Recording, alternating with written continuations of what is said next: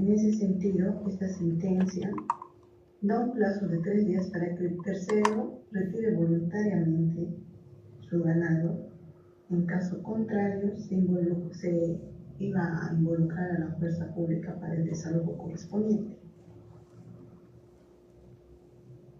Tras la sentencia emitida por el juzgado monumental, el tercero ya tenía un respaldo jurídico legal para estar avasallando a una comunidad de Monte Grande, ya que en esa sentencia no se encontraba tal avasallamiento. Es así que el tercero cuelga el alambre, y creo que 1 metro por 1 metro, para que su ganado pueda ingresar nuevamente a ese sector.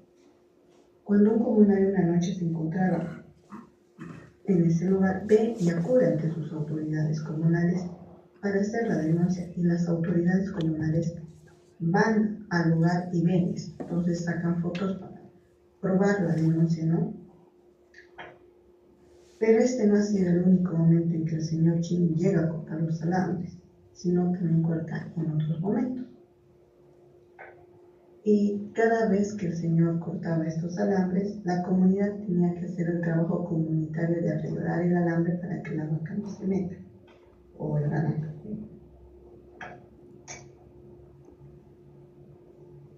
Ya cansados de este ir y venir entre que el tercero cortaba el alambre y la comunidad tenía que reponer, la comunidad se llega a molestar porque pasan 4 veces esta misma situación.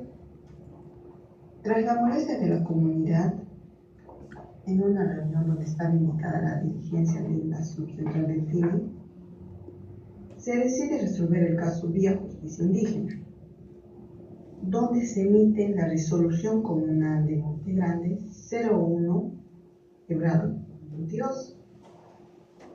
Esta resolución establece lo siguiente. 1.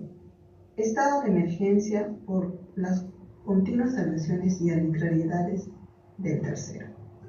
Se declara al tercero como persona no grata a la comunidad indígena de Monte Grande del Cano, kilómetros.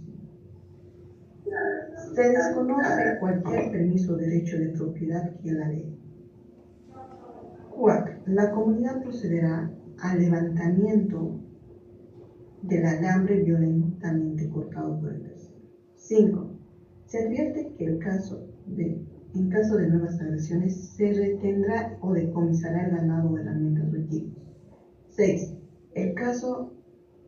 En caso de nuevos daños, se cuantificará y se justificará la retención permanente del material en compensación.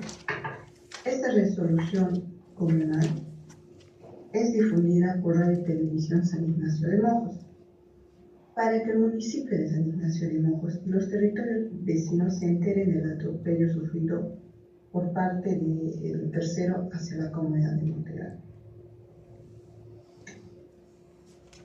Como les dije, el tercero tenía la manía de cortar el alambre, entonces tras esta resolución nuevamente corta el alambre, lo que ocasiona de nuevo el malestar en la comunidad y se llama nuevamente una reunión de emergencia, donde solicitan y piden que se reafirme el cumplimiento de la resolución comunal.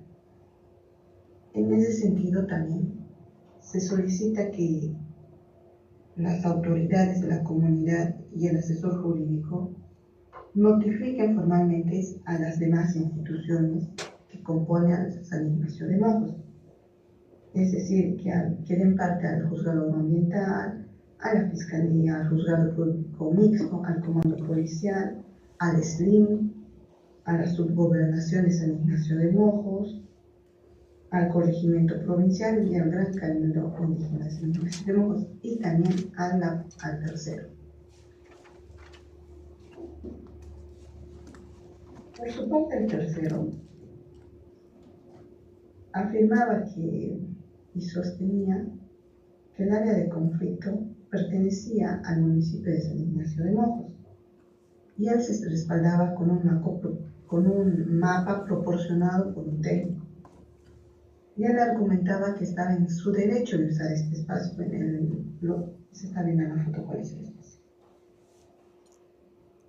Pero, sin embargo, se hace una solicitud que el INRA se adquiere estos espacios y el INRA, en un informe técnico, afirma que esta área rural pertenecía al territorio indígena Mojenina, es decir, estos terrenos sí pertenecían al TIN.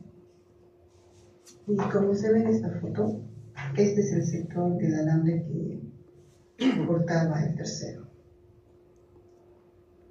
Tras esto, nuevamente, esta sentencia, como el territorio, como la comunidad le pide que se respete, nuevamente pasan por raro, lo que causa una molestia en el tercero, y tal vez ha sido la presión social, porque ya todos sabían de este problema.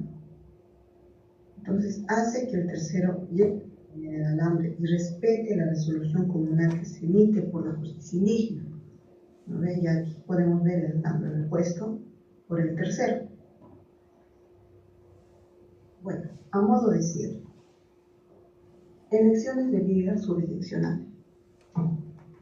Uno de los aspectos a reflexionar a partir del caso presentado es la decisión inicial de las autoridades comunales y del territorio de acudir a la jurisdicción agroambiental en lugar de la jurisdicción indígena.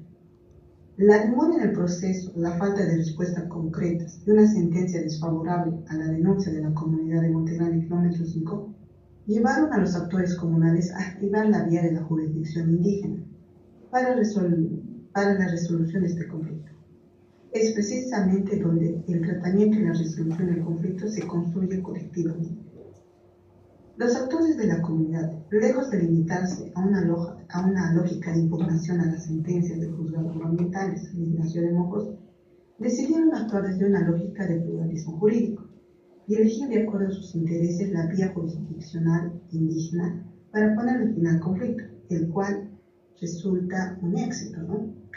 ¿A qué se debe esto? A que si bien el juzgado agroambiental de San Ignacio de Mojos declara aprobada solamente por una comunidad e improbada por una comunidad, habiendo el lapso de un daño donde el daño nuevamente se regenera, cuando las plantaciones se llegan a regenerar, muy bien la comunidad podría haber solicitado que el caso pase al departamento Beni, o en todo caso que el caso vaya a Sucre, no hacer esta escala de justicias en lo que es la justicia estatal, como se la conoce. Pero ellos no deciden ir directamente a la justicia indígena, que es propia de ellos. También podemos ver que este panorama resalta una dualidad de la percepción de la justicia indígena. Por un lado, se la ve como una opción rápida y económica, capaz de ofrecer soluciones efectivas, en un contexto donde el tiempo y los recursos son limitados. Por el otro lado, plantea interrogantes sobre la legitimidad y el papel de la justicia indígena frente a un sistema judicial más formal. Notificación estratégica interinstitucional. Se destaca la estrategia de notificar la resolución 01/2022 emitida por la jurisdicción indígena a diversas instancias estatales, locales, como la Fiscalía de San Ignacio de Mojos, el Juzgado Agroambiental, Juzgado Mixto Público, al Comando Policial, al SLIM, al Corregimiento Provincial y al Cabildo Indígena. El recibido y firmado por estas entidades representa un avance significativo para el reconocimiento práctico de las decisiones jurisdiccionales indígenas. También este caso refleja, ¿no?, la coordinación y cooperación entre distintos sistemas jurídicos. Conflictos socioterritoriales persistentes. Los conflictos territoriales del territorio indígena Mojenina se originan principalmente por las disputas de límites, derivado en casos como avasallamientos. La raíz de estos conflictos está directamente vinculada con la gestión y delimitación del territorio. El carácter discontinuo del territorio indígena mojeninaciano lo expone aún más estas tensiones con terceros, dada la cercanía con las instancias ganaderas.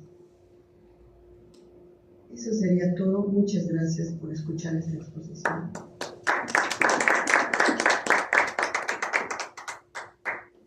Entonces, ahora podemos hacer las preguntas. causa, Sofi, preguntas bien puntuales. Tenemos 10 minutos para aquello. Ella está conectada con nosotros a través de un Meet, ¿no? Sí. Si se Sofi, puede ¿nos poner escuchas? en pantalla, sería súper. Sí, licenciada, los escucho. Ya. Si puedes activar tu cámara y ahorita te van a hacer las preguntas. Yo listo. Sí, sí. Ya, adelante. Sí, tal vez se pueden acercar hacia el micrófono, un poco por ella, ¿no? No por nosotros, para que escuche bien. Si te puedes acercar, por favor. Hola, Sofía. Buenos días. Buenas tardes, licenciada. Buenas tardes a todos los presentes. Hola. Sí, no, cortito. Gracias por la exposición, muy interesante. Bueno, cortito la pregunta, tal vez para después, ¿no? Para el final. Mi pregunta, nos has un poco descrito lo que, según entiendo, la problemática en relación a cómo lo ven los actores, ¿no? Este tema del avasallamiento y cómo han ido resolviendo. Algo que no he escuchado, y eso tal vez para más adelante mi reflexión, es cómo identificarías este problema social, digamos, dentro de un debate, no sé si lo has planteado o lo has considerado, dentro de un debate teórico más amplio, ¿no? ¿Cómo encajaría? ¿Qué nos podría decir al respecto sobre eso? Eso no sé. ¿Otra pregunta? Un comentario.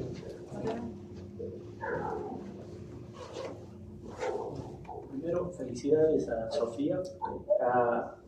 El trabajo que ha realizado acompañando a las organizaciones en el Mujer Ignaciano ha sido fundamental, ¿no? Ha sido muy importante en este caso y en otros. Y creo que la riqueza de este caso es poder demostrar en elementos reales el cómo, a partir del ejercicio de la libre determinación, la decisión de las comunidades, sí se puede hacer efectivo esto que establece el texto constitucional, que es una de las bases, además del principio de jerarquía, de igualdad de jerarquías, ¿no? Que es el reconocimiento y la aplicación de las decisiones asumidas por autoridades indígenas por parte de autoridades públicas, ¿no? Entonces ahí hay una relación muy interesante en la práctica, que nace en realidad luego de toda una reflexión colectiva en términos de cómo resuelven el conflicto ante la ausencia y respuesta del Estado, y cómo esa decisión luego se traslada a las autoridades estatales para su cumplimiento. Entonces ese paso es fundamental, yo creo, para profundizar el debate. Gracias. Gracias. ¿Alguien más?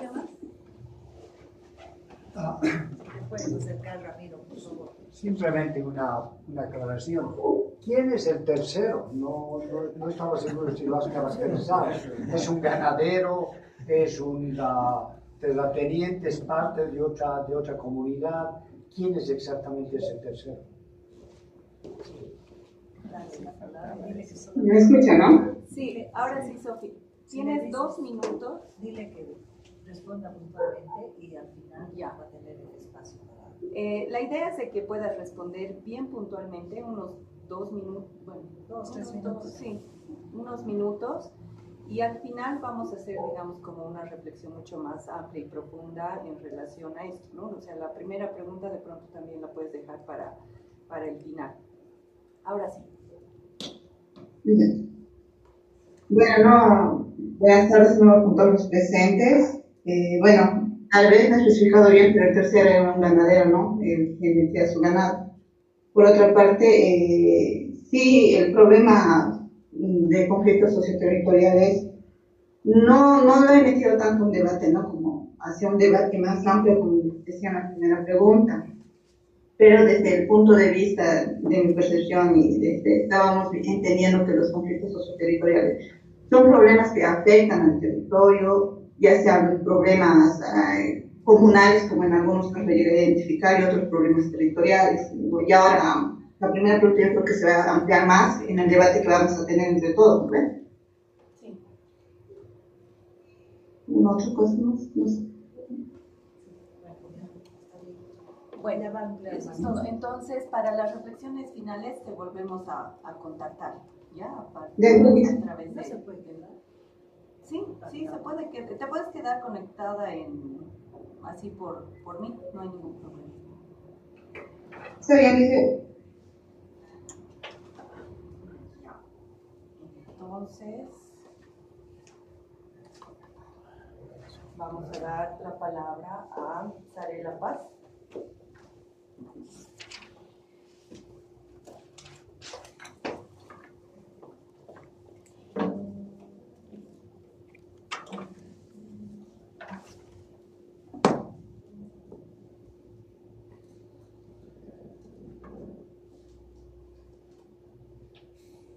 vas a presentar?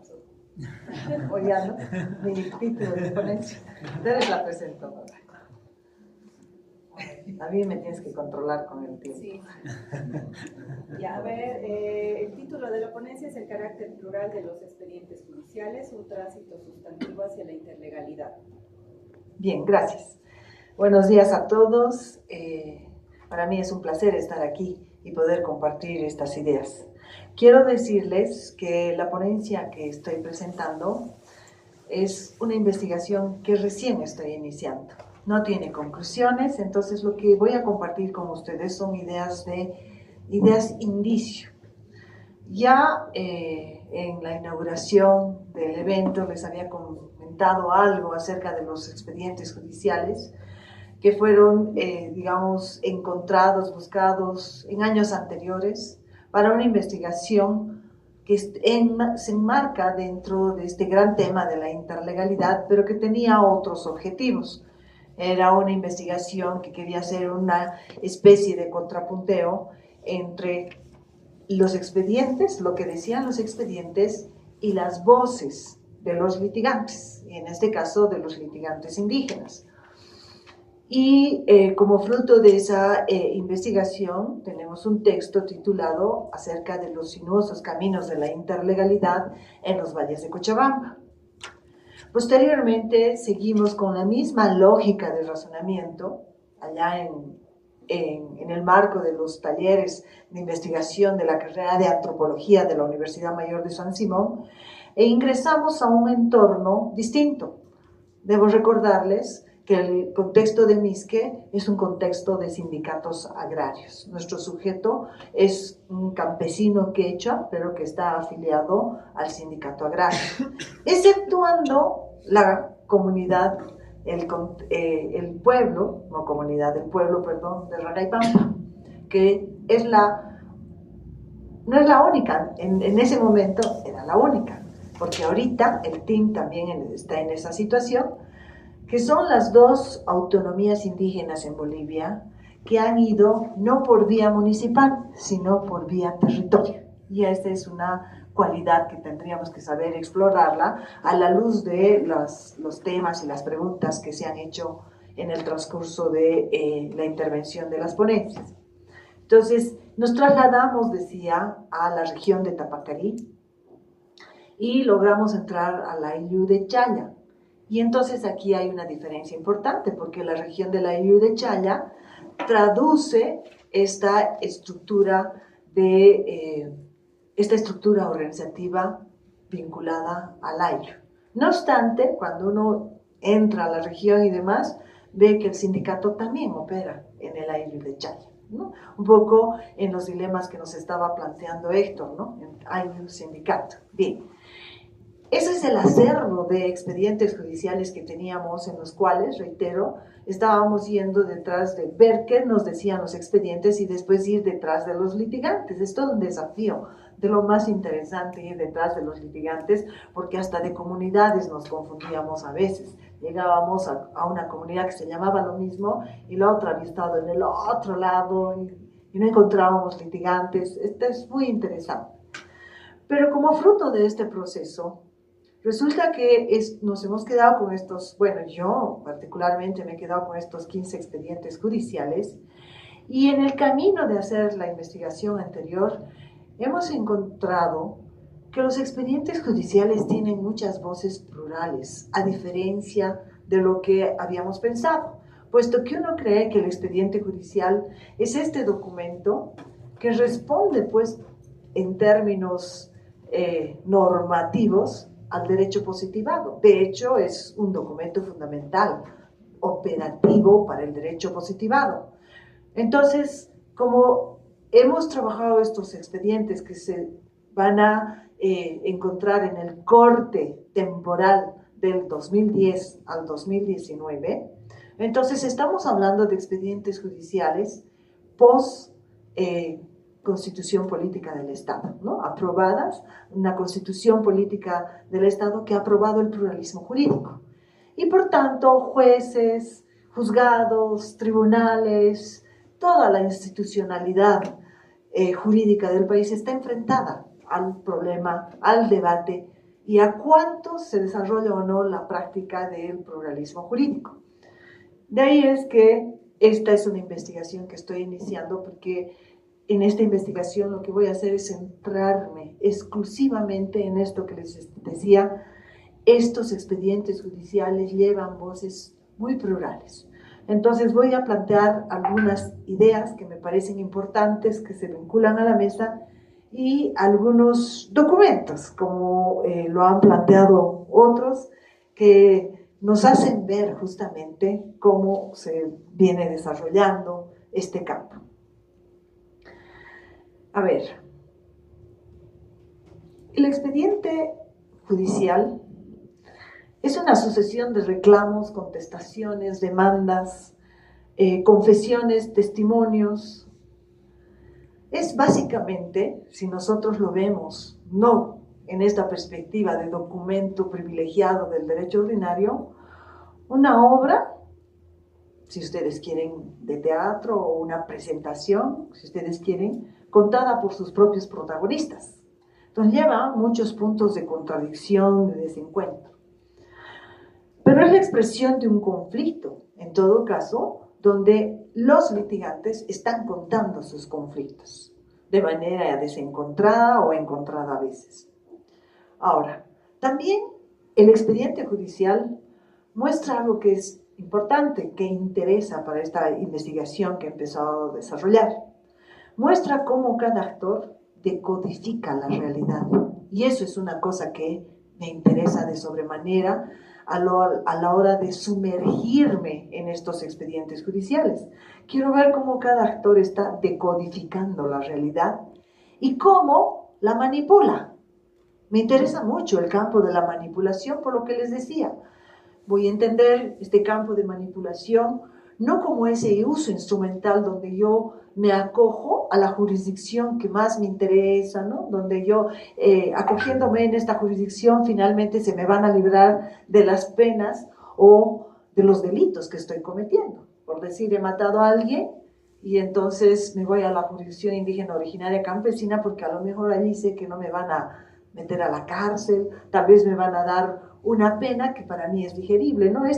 Se habla mucho de esto. No estoy pensando el campo de la manipulación en ese sentido, sino que estoy pensando este ejercicio donde manipulamos las normas porque estamos buscando representar nuestros intereses y desde el campo jurídico sería de decir, estamos buscando proteger nuestros derechos. Pero las dos cosas se van a combinar. Estamos buscando proteger nuestros intereses. Ahora, a partir de esto, también se puede mostrar, a partir justamente de cómo los actores, los litigantes decodifican la norma, podemos ver algo que es bien importante y no razonarla de manera desquiciada. ¿Por qué voy a decirles esto? Efectivamente está la norma, que es el deber ser, ese campo privilegiado de la ciencia jurídica, la ciencia normativa por excelencia, ¿no? Es el deber ser. Entonces, casi todo el tiempo esta ciencia normativa dice, es que actuó, por eso es delito, ¿no? Actuó mal. Entonces, la idea es volverte nuevamente a que actúes socialmente de manera correcta. Ese es el gran imaginario de la ciencia normativa. Pero los litigios lo que hacen es mostrarnos comportamientos. No habría conflicto si nosotros fuéramos tan obedientes, ¿no? Si nosotros siguiéramos tanto esta dimensión normativa. Se produce el conflicto justamente porque nuestro comportamiento ha transgredido esas formas normativas de las distintas juridicidades, por si acaso. Porque la dimensión normativa está también en la jurisdicción indígena originaria campesina. Cuando dicen, por ejemplo, distribución de tierras, lo que nos contaba Héctor, ¿no ve? Esto es comunal. ¿Por qué te has centrado? Es el deber ser. O, por ejemplo, las autoridades tienen que rotar, y si no rotan está mal. Ese es el deber ser. Los estudios de antropología jurídica muestran que los comunarios están llenos de estrategias para vulnerar el deber ser, así como la sociedad, la otra, así como en la jurisdicción ordinaria, cada uno de nosotros, todo el tiempo estamos pensando cómo vamos a pasarnos por alto la norma.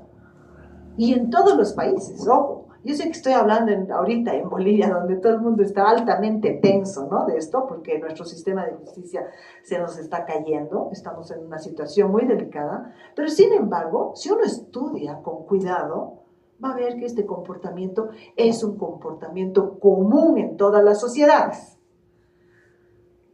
Tengo memoria de una descripción hermosa que hace Malinowski cuando un troviandés, jefe, decide no acatar la ley matriarcal y decide, por tanto, desposeerle a su hijo, que por la ley matriarcal le corresponde darle todas sus propiedades y su prestigio, para darle a su hijo de sangre.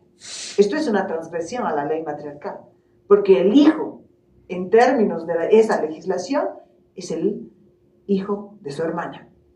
Entonces es una descripción hermosa para decirte cómo este jefe, autoridad torrendés, hace de todo para suspender el amor filial por encima de la ley matriarcal, que es la que rige en esa sociedad. Por dar un ejemplo de que todas las sociedades se pone en juego esto.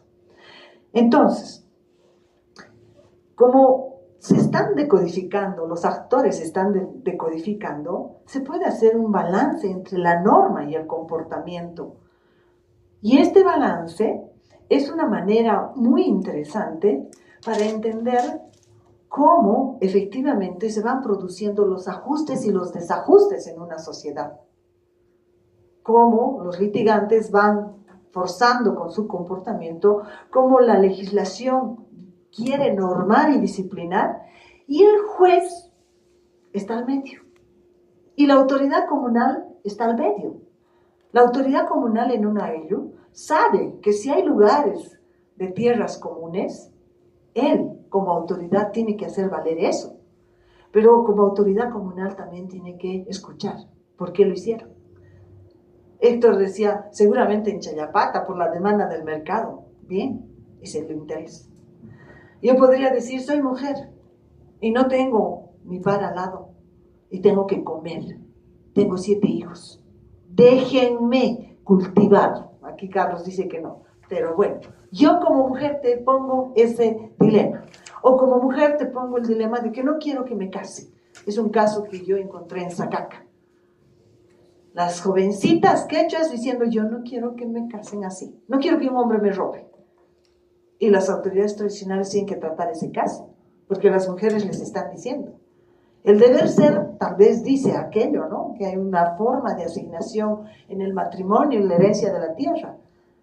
No neguemos que en los Andes la herencia de la tierra es transferencia masculina. Entonces hoy día varias mujeres en los Andes, en el sistema tradicional, están reclamando su acceso a la tierra, porque la Constitución les da ese derecho. Entonces, la autoridad tradicional, el juez de la justicia ordinaria, tiene que dirimir, porque no puede negar el conflicto, tiene que procesar el conflicto. Entonces, el expediente te va mostrando esto, y básicamente el juez y la autoridad originaria se ve obligado a actualizar la norma. Entonces ahí vamos al debate que nos ha presentado René, ¿no? Tienes que actualizar la norma. Bien, para el debate. Ahora, en esta actualización de la norma va a emerger algo que es muy interesante. Tiene que haber un ajuste entre lo legal, lo exigido, y lo otro, que tiene que ver con el comportamiento, que es lo viable de la sociedad. Y en ese de lo viable de la sociedad va a emerger algo que es bien importante. Porque esa sociedad en concreto, ese espacio, ya sea comunitario, ese juzgado, esa asamblea en concreto, se está exponiendo al hacer este balance, no solamente a actualizar la norma, sino a que va a emerger aquello que en esa sociedad, que está viviendo en términos y condiciones históricas concretas, va a exigir, mejor dicho, va a emerger lo que es justo. Vuelvo al ejemplo del año. No, yo como mujer no puedo tener tierra. porque la transferencia de la tierra es masculina. Pero yo pido, porque también soy ciudadana boliviana. Y entonces, ¿qué es lo justo? Va a emerger un debate acerca de lo justo. O yo como mujer decido que no me roben, no quiero que me roben, pero es lo tradicional, son los usos y costumbres. ¿Pero qué es lo justo? Porque son mujeres jóvenes que te están planteando eso a tu sistema tradicional. Entonces, estas cosas se van hallando en los expedientes judiciales que ameritan ser analizados con más cuidado, porque somos una sociedad que con el pluralismo jurídico, para hablar de un acápite de las transformaciones muchas que hemos sufrido, esta sociedad está cambiando, está en grandes transformaciones. Y cuando digo esta sociedad, la boliviana, estoy hablando de todos. Estoy hablando de toditas las jurisdicciones, porque la jurisdicción indígena, originaria y campesina también está expuesta al pluralismo. El pluralismo es como principio es para todas, no es solamente para la jurisdicción ordinaria. Ahora, existe otro punto que me parece que es bien importante en la evaluación de los expedientes. El expediente, como está todo el tiempo mostrando esto de lo regular, lo de la norma, y lo dado en términos de nuestro comportamiento social, la tensión que se va produciendo, los debates que se van produciendo, las respuestas del juez, de la autoridad originaria, se va presentando en el expediente judicial. Es interesante porque el expediente judicial nos está mostrando la manera en cómo la ley, porque sí, no digo que no, es el documento fundamental del derecho positivado, del derecho ordinario. Sigue siendo, no digo que no. Pero al haberse expuesto a un contexto de pluralismo jurídico, nos va mostrando cómo se va tratando de instaurar la norma, la ley, y cómo este comportamiento que lo consideramos que no está correcto en el marco de la ley, se va situando en una condición de marginalidad, y esa condición de marginalidad no es, como tiende a creerse, la aplicación de la norma, no, en un contexto de pluralismo jurídico, sino esa condición de marginalidad nos está mostrando un campo de lucha y de disputa, porque cuando alguien dice no, aunque mi justicia tradicional me dice que esto es así, yo digo que no, estoy disputando las fronteras de esa juridicidad en ese expediente y también las fronteras de la jurisdicción ordinaria. Y eso es lo que nos están mostrando estos expedientes. ¿Por qué? Porque al haberse expuesto a un contexto de pluralismo jurídico, están incorporando diversas fuentes de juridicidad, diversas fuentes de derecho. Por tanto, integra diversas fuentes de información. Ustedes me dirán correctamente, bueno, en un expediente siempre, ¿no? Te dicen, a ver, siéntate y vamos a tomar tu testimonio. Y ahí está el testimonio y ahí entra y se filtra, sobre todo quienes trabajaron los documentos coloniales, esto es lo que nos están mostrando, ¿no? Las voces, estas voces subalternas, como se dice, que están en los expedientes, esto es totalmente cierto. Y ustedes en justo derecho me dirán, esto no es una novedad. Pero yo les digo, ¿saben cuál es la novedad? Es que tiene que integrar todas esas juridicidades, y si en un pasado estaban estas voces de manera a veces muy puntual, muy concreta, a veces de manera más extensa, ¿no? Por el problema que se tiene que, digamos, resolver y demás, resulta que estas juridicidades están en los expedientes judiciales y no pueden ser calificados como en un pasado de informales. Y eso es lo importante y eso es en lo que quiero reparar. Porque en un pasado son las voces informales.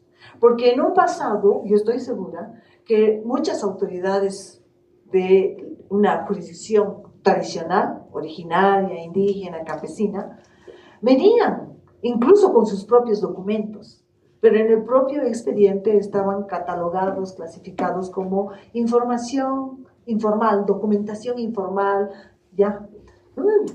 documentación, no, ni he leído lo que quería leer. informal.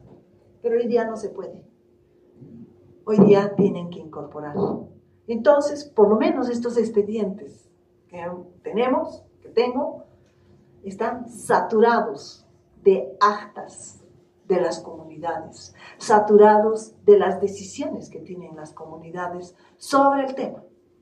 Y lo más interesante es que los documentos, los escritos por los jueces o por los abogados que están defendiendo casos, están haciendo referencia a estos documentos de estas otras voces. Yo quería leerles, así como René tuvo la oportunidad de leer un caso, quería leerles el caso de Minacientos, que es un conflicto justamente en Ragaipampa. Es un conflicto que tuvieron los ragaipampeños con las cooperativas, con la cooperativa minera de Minacientos. No sé si puedo robar, no sé si debo robar el tiempo. Quisiera poner a consideración porque es como bien interesante la argumentación que están haciendo, ¿será? Me voy a tratar de apurar. Con disculpas del caso, no quiero abusar, porque a todos yo he sido muy rígida con el tiempo, ¿no? Entonces, me voy a permitir leer porque aquí quiero mostrarles cómo se disputa esto que era marginal y que te estoy disputando tu frontera jurídica, eso quiero. Y este pequeño, es el expediente, si ustedes saben es así, pero este documento me parece que traduce eso. Y voy a ir desde la parte formal. Entonces, Ragaipampa está escribiendo la Central Regional Sindical Única de Campesinos Indígenas de Ragaipampa. Señor fiscal, recibe usted un saludo fraternal y respetuoso de parte de las autoridades originarias que firman al final de la presente. A instancias de la dirigencia de la subcentral Molinero dependiente de la Tierra Comunitaria de Origen TCO Ragaipampa, hemos recibido información de 3 miembros de la comunidad indígena, que 3 miembros de la comunidad indígena estarían siendo procesados penalmente por la presunta comisión de delitos de robo y robo agravado a denuncia del señor Eleuterio Galindo Muñoz, gerente de la cooperativa Asientos Limitada, mismo que estaría siendo llevado a cabo por su autoridad como representante del Ministerio Público. Por tales motivos, en virtud de nuestra condición de autoridades que investimos en presentación de la colectividad indígena originaria de tierras altas de esta provincia, hacemos la representación, sino antes de hacerles saber aspectos de consideraciones elementales que serán el sustento de nuestra petición. Antecedentes. La Central Regional Única de Campesinos Indígenas de Ragaipampa es una organización matriz que representa a la población indígena originaria campesina de tierras altas de esta provincia, caracterizada por su cultura e identidad étnica. Está distribuida en 5 subcentrales y en más de 45 comunidades organizadas en sindicatos agrarios. Es decir, es TCO, pero está organizada en sindicatos agrarios. Desde el 2004 ha sido reconocida constitucionalmente en el marco de la dotación de tierra comunitaria de origen en virtud del proceso agrario previo a su reconocimiento como tal. Esta organización pudo acreditar ante el Ministerio de Asuntos el Ministerio de Asuntos Indígenas y Pueblos Originarios, la condición de territorio indígena y su desenvolvimiento como pueblo originario regido en sus instituciones establecidas y demás. Voy a pasar por alto esta argumentación. La condición de TCO en su figura legal y constitucional oficialmente llegó a denominarse territorio indígena originario campesino, cuya legalidad puede ser comprobada objetivamente por la autoridad. Están fundamentando aquello, me voy a pasar también por razones de tiempo, y voy a ir a la denuncia. Ahora bien, referente a la denuncia de comisión de delitos que se le atribuyen a nuestros compañeros prenombrados, debemos señalar que las autoridades de la subcentral Molinero informan presentando documento pertinente donde se acredita que tal conducta por parte de los compañeros jamás pudo haber dado lugar para la calificación de robo agravado, toda vez que cualquier actuación que haya ocurrido en fecha 18 de febrero del 2016 habría sido en cumplimiento del mandato definido dentro de una organización indígena como es la Subcentral Molinero, en donde además, conforme las actas, se evidenció que esta organización habría dado a conocer anteladamente dicha determinación a la dirigencia de la cooperativa, dándole inclusive un plazo prudencial para que puedan retirar sus herramientas de trabajo de la TCO y de la Subcentral Molinero, que es propietaria y titular de ese espacio territorial. Esta información su autoridad podrá verlo, que está en el INRA. La Subcentral Molinero no ha cometido actos ilegales con el propósito de delinquir. Más aún, cuando la Subcentral Molinero, ante los incumplimientos constantes de la cooperativa, siguió un procedimiento formal y público para efectuar dicho decomiso, se denunció como robo, o sea, los cooperativistas tenían pleno conocimiento de dicha determinación y aún así no emplearon sus buenos oficios para resolver un problema de carácter civil administrativo que ellos mismos tienen comprometido. Las actas levantadas evidencian que el decomiso de herramientas se habría efectuado de forma transparente, pública. Cabe señalar a su autoridad que cabe señalar el suscrito, es que es un castellano difícil a veces que está en las actas por si acaso. Cabe señalar el suscrito autoridad no está emitiendo juicios de valor o declaraciones de forma anticipada, sino se remite a documentos. En todo caso, si hubo o no conducta de tipo penal, estas deberán ser determinadas por la autoridad indígena originaria, que es la autoridad del territorio, previa constatación de informes y demás elementos probatorios. Quiero recordarle a su autoridad que en el marco de ejercicio de nuestro derecho a ejercer nuestras funciones jurisdiccionales, nosotros podemos tratar casos incluso penales. Tanto han hablado ustedes de la ley de deslinde, ¿no? Casos incluso penales. Y bueno, me quiero quedar ahí porque si no voy a tomar mucho tiempo. Para cerrar, lo que vamos encontrando es esto. La ley de deslinde jurisdiccional dice que no podemos tratar casos penales. Todos ustedes ya han mencionado y han dicho que esta ley de deslinde justamente lo que hace es subvertir este principio constitucional de igualdad jerárquica. Sí, estamos de acuerdo.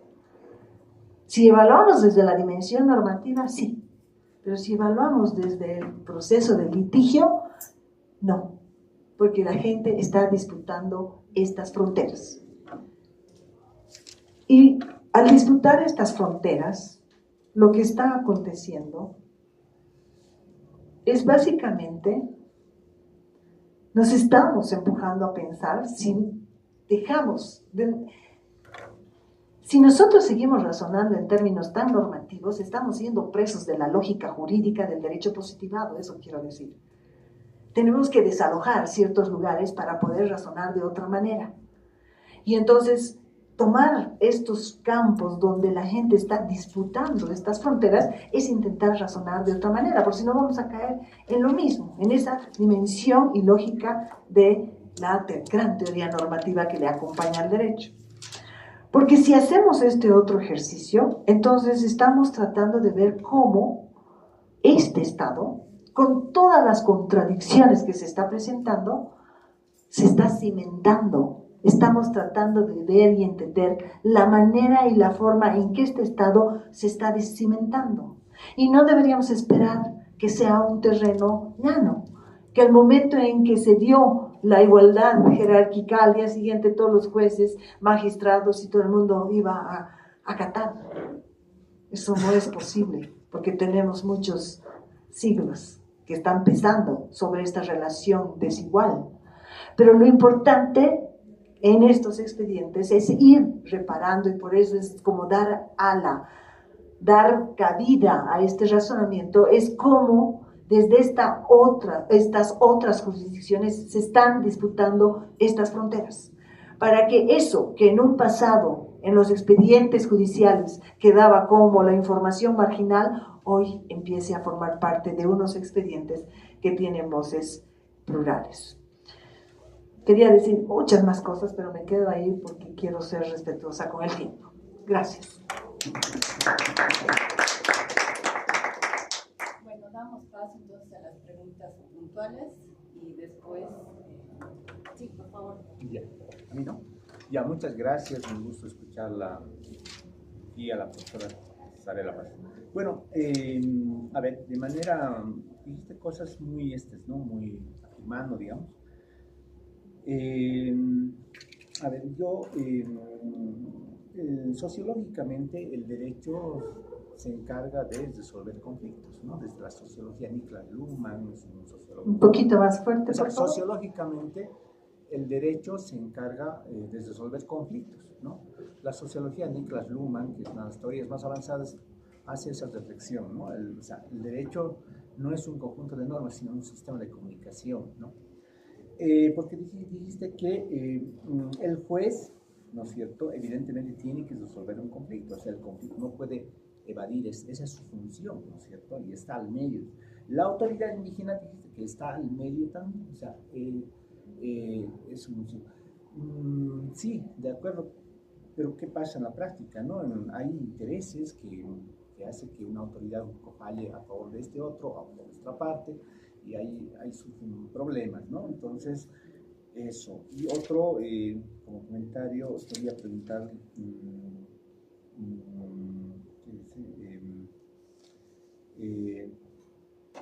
bueno, no, ya me has respondido, ¿no? ¿De qué años son los expedientes judiciales que has revisado? Ya quería preguntar, ¿cuál es la metodología, ¿no? De antropólogas, sociólogas también creo que es, soy sociólogo, entonces siempre en investigación, cuando hacemos este tipo de estudio, a mí me llama la atención qué tipo de metodología, técnicas e instrumentos está utilizando en su investigación. La segunda voy a responder porque la otra creo que amerita, la voy a llevar al final. No sé si hay alguien más que quiera, sí, adelante. Me interesó mucho este estudio que está haciendo y me preguntaba si esa doble significación de la manipulación que sería en un derecho plural y que se materializa en los expedientes judiciales podría ser una vía de adecuación normativa o una vía incluso de una justicia más material o una justicia más real, perdón. Entiendo que, o sea, al inicio comentó que aún no tenía conclusiones porque es un punto de inicio de esta investigación y por lo mismo le consultaba qué piensa sobre esta sospecha que yo más bien tuve al escucharla. ¿Esta sospecha que qué? Que tuve al escucharla, como si la manipulación en este doble significado que comentó al inicio sería más bien una vía de adecuación normativa, de adecuación jurídica, es decir, de convertir el derecho en uno más cercano a las necesidades de las personas y las comunidades.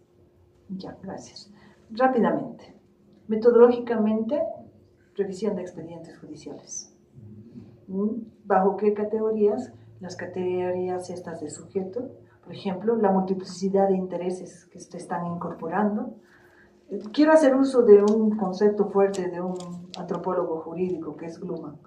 Todo conflicto, cuando es procesado, él está estudiando comunidades tribales africanas, pero lo que más descubre y que le va a él llamar comportamiento de jurisprudencia es que los casos, desde la experiencia de los jueces, loci, como dice él, expresan un razonamiento jurisprudencial.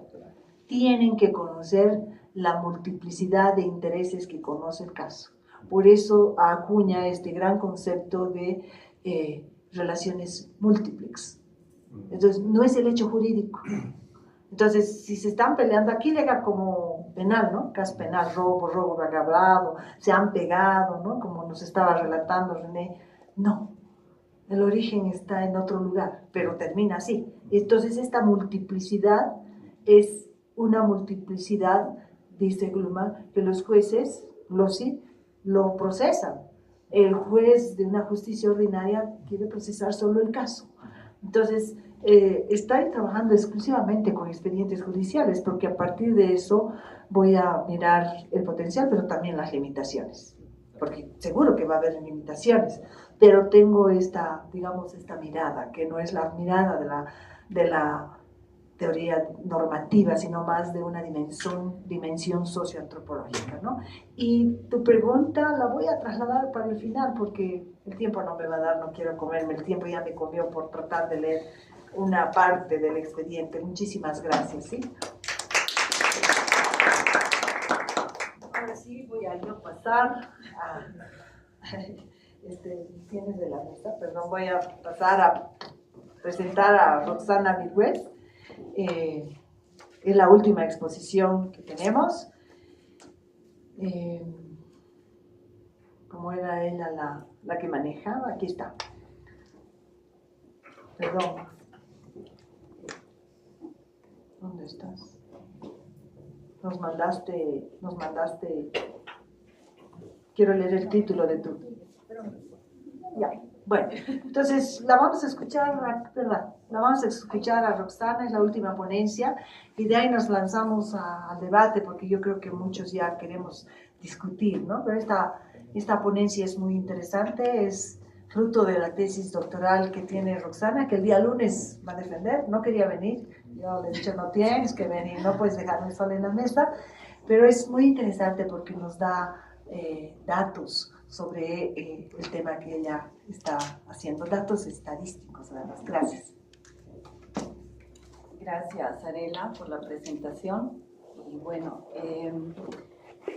como mencionabas, Arela, esto que les voy a presentar ahora es parte de los resultados de mi tesis doctoral, ¿no? Tiene muchos más aristas y más elementos el conjunto de mi tesis, pero me voy a concentrar solamente en algunos, también por razones de tiempo, ¿no? Porque los datos que me he encontrado son muchísimos y es muy complejo resumir todo en tan poco tiempo, ¿no? Entonces, yo me voy a concentrar en lo que es el papel de la acción popular, pensada, ¿no? Como un recurso de defensa para los derechos colectivos, específicamente de los pueblos indígenas, ¿no?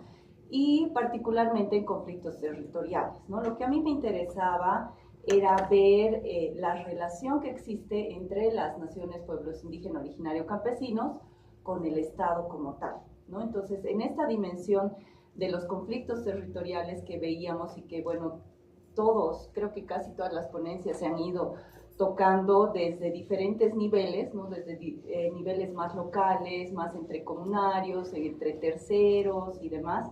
Yo he querido concentrarme en ver qué pasa cuando es el Estado el que vulnera estos derechos colectivos territoriales, ¿no? Porque a raíz precisamente de escuchar las demandas de los pueblos en relación, ¿no? a la afectación de sus territorios, apropiación de sus bienes comunes y sobre todo a la no realización de consulta previa, ¿no? Entonces, se ha ido viendo este fenómeno, ¿no? en el que los diversos pueblos indígenas han ido interponiendo acciones populares ante el Tribunal Constitucional Plurinacional.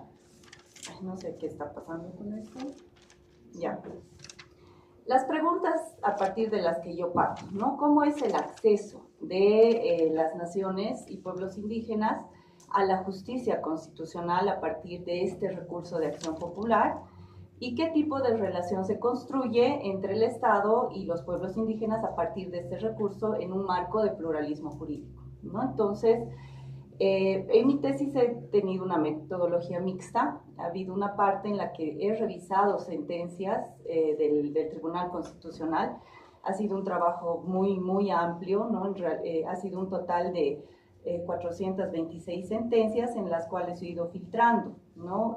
Cuáles son interpuestas por pueblos indígenas específicamente y cuáles son por conflictos territoriales. Entonces me he quedado con 53 casos en los cuales he ido haciendo un análisis, ¿no? de las sentencias para dar, digamos, estos datos que ahorita les voy a presentar. Pero por otro lado, he hecho también un estudio de caso más central y focalizado en la Nación Sora, en Cochabamba, ¿no?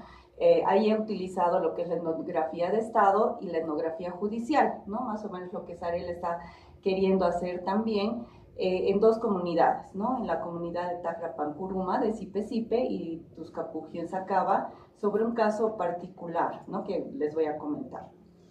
Lo que me he encontrado, ¿no? Les voy a dar datos así bien grandes y de forma resumida también, ¿no? En relación a las acciones populares, ¿no? Ha habido como una evolución. He tomado como corte temporal desde el 2011 al 2023, ¿no? Entonces estamos tomando 12 años para ver este comportamiento y estas tendencias en relación a la acción popular, ¿no? Entonces, vemos que se comienza, digamos, como a utilizar mucho más este recurso a partir del 2014, tiene un pico muy alto en el 2017, baja un poco y luego va subiendo, ¿no? Bueno, en la pandemia sí hay una bajada, ¿no? Vemos, bueno, en mi tesis lo explico mucho más a detalle, ¿no? Pero hay como cierto tipo de correlaciones con algunos contextos también nacionales y también regionales, ¿no? Por ejemplo, no sé si se logra ver acá, pero en relación a la distribución territorial de cómo se interponen estos casos de acción popular, vemos de que hay mucha más utilización de este recurso en tierras altas, ¿no? Por pueblos de tierras altas. Mucho más en Cochabamba y Chuquisaca, que son los que tienen, digamos, más casos dentro del Tribunal Constitucional, seguido de La Paz, con 9 casos, Oruro con 6 casos, Potosí, después tenemos a Pando, como pueden ver aquí Santa Cruz y Beni tienen entre 3 y 1 caso, y lo interesante es de que inclusive estos casos de Santa Cruz han sido interpuestos por autoridades indígenas de tierras altas, ¿no? Entonces la utilización en tierras bajas o por pueblos que pertenecen a esta parte, esta región de Bolivia, es muy poca, o sea, es casi inexistente, ¿no?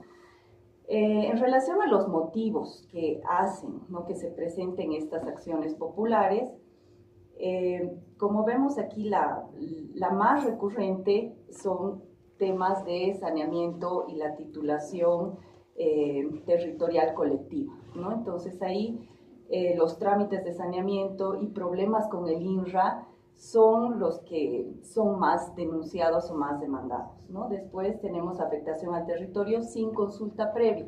Aquí se incluyen también la expansión, por ejemplo, de áreas, ¿no?, del área urbana hacia áreas indígenas, ¿no? Tenemos también, ¿no?, aquí la explotación de recursos sin consulta, conflictos de derecho propietario donde no existen límites, y bueno, menores sobre etnias, digamos, asentadas en cierto tipo de territorios, fraccionamiento de territorio colectivo, etcétera, ¿no? En relación a la duración, ¿no?, de estos casos, si bien este recurso está pensado para que se resuelva lo más rápido posible, hemos visto de que la mayoría se resuelve dentro de los primeros 10 meses, ¿no?, casi llegando al año. Inclusive hay algunos casos que son muy complejos que se han alargado años, ¿no? El más largo ha llegado a durar 4 años.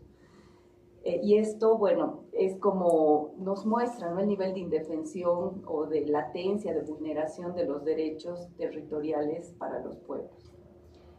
En relación a los actores demandados, ¿no? ¿Quiénes son demandados? Como les decía hace un momento, yo quería concentrarme mucho más en esta relación Estado, ¿no? Instancias o agentes estatales que son los que vulneran estos derechos territoriales, ¿no? Entonces, en estas sentencias he encontrado la presencia de 30 actores.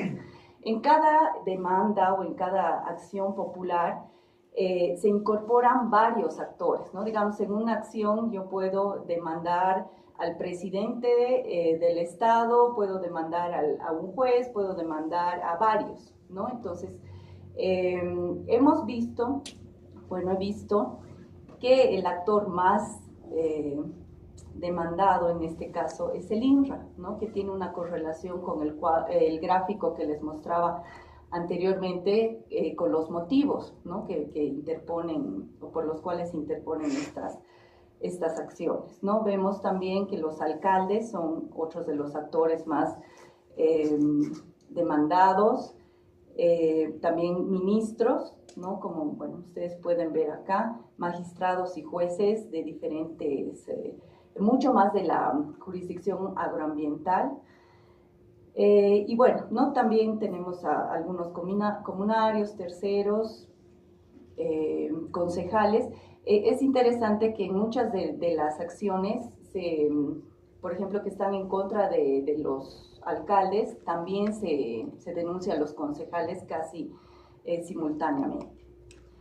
En relación a las resoluciones, ¿no? Vemos dos instancias en las cuales se resuelven estos casos, ¿no? Muchas veces se presentan las acciones populares ante juzgados que se constituyen en tribunales de garantía constitucional, ¿no? Y luego estas resoluciones van en revisión al Tribunal Constitucional en Sucre, ¿no? Entonces, hemos visto que existe entre ambas, en ambas instancias, esta tendencia de denegación por tecnicismos procedimentales, ¿no? Esto quiere decir que muchas veces se niega o se rechaza la acción popular sin ni siquiera entrar al fondo del asunto, ¿no? Es como que no se adecúa la acción popular, y ahí hay un debate bien interesante en relación a cómo considera, por ejemplo, el Tribunal, tanto de Garantías Constitucionales como el Tribunal Constitucional, un derecho colectivo, o si lo considera como derecho colectivo, ¿no? Entonces eso es algo fundamental para aceptar o rechazar las acciones populares, ¿no? Entonces muchas veces dicen, no corresponde porque está defendiendo un derecho individual, entonces corresponde una acción, ¿no? De amparo constitucional u otra. Hemos visto también que existe una contradicción entre las resoluciones de primera instancia con las resoluciones del Tribunal Constitucional, ¿no? Entonces hemos encontrado en 23 casos, ¿no? En estos que hacen a un 43%, en los cuales el Tribunal de Garantías Constitucionales han fallado de una forma y el Tribunal Constitucional ha fallado contrariamente, ¿no? Entonces es un dato también bien interesante para irlo pensando. Respecto a los peritajes culturales, ¿no? Que hemos hablado, bueno, algunos también han hecho referencia a esto. Lo que yo he encontrado en relación a esto es de que esta unidad de colonización ha ido como reduciéndose en el tiempo, ¿no? O sea, cuando se aprueba la Constitución Política del Estado, surge esta unidad con varios departamentos y varias personas que trabajaban al interior, pero esto se ha ido reduciendo en el tiempo. Ahorita, como alguien decía, es 1 o 2 solamente funcionarios que están trabajando ahí.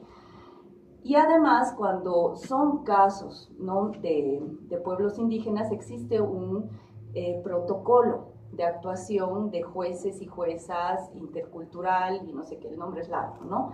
Donde es un documento bien interesante donde se dice que deberían existir estos peritajes antropológico-culturales, ¿no? En los cuales se vaya a ver en el lugar y se investigue. O sea, esto implica, ¿no? Una metodología de investigación para ver precisamente la historia de este lugar, cuáles son sus normas y procedimientos propios, sus autoridades, etcétera, etcétera, ¿no? Pero yo he podido entrevistar a uno de los funcionarios que trabaja acá y me decía, en realidad no hacemos peritajes culturales, ¿no? Lo que hacemos son visitas de campo que son cortas.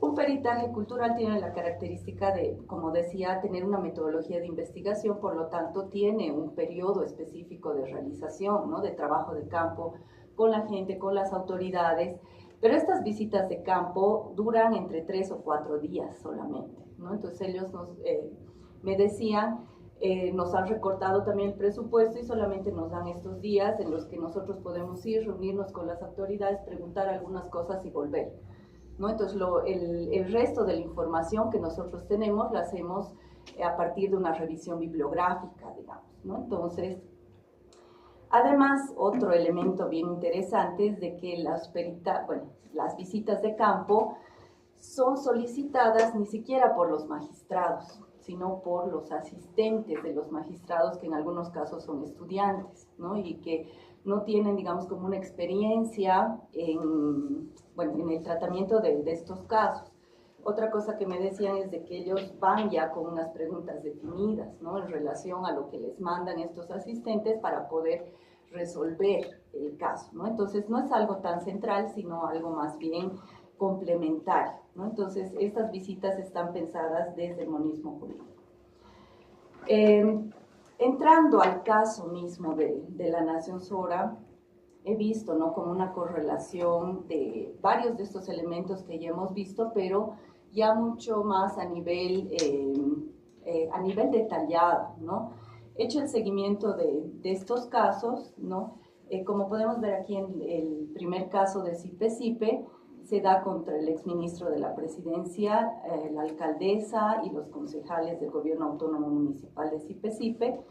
Este caso es igual por la ampliación de la mancha urbana que se estaba dando en el lugar. Ellos decían no se ha hecho con una consulta previa, ¿no?, sino ha sido decisión solamente del municipio. Nosotros no estamos de acuerdo y eso está ocasionando además avasallamientos de externos, ¿no?, y con situaciones muy violentas al interior, ¿no?, casi criminales hacia los comunarios, ¿no? Entonces, aquí en esta línea de tiempo ustedes pueden ver, ¿no? Se interpone de algo, inicia este proceso el 2010 y recién se soluciona, digamos, o emite una sentencia el Tribunal Constitucional el año 2021.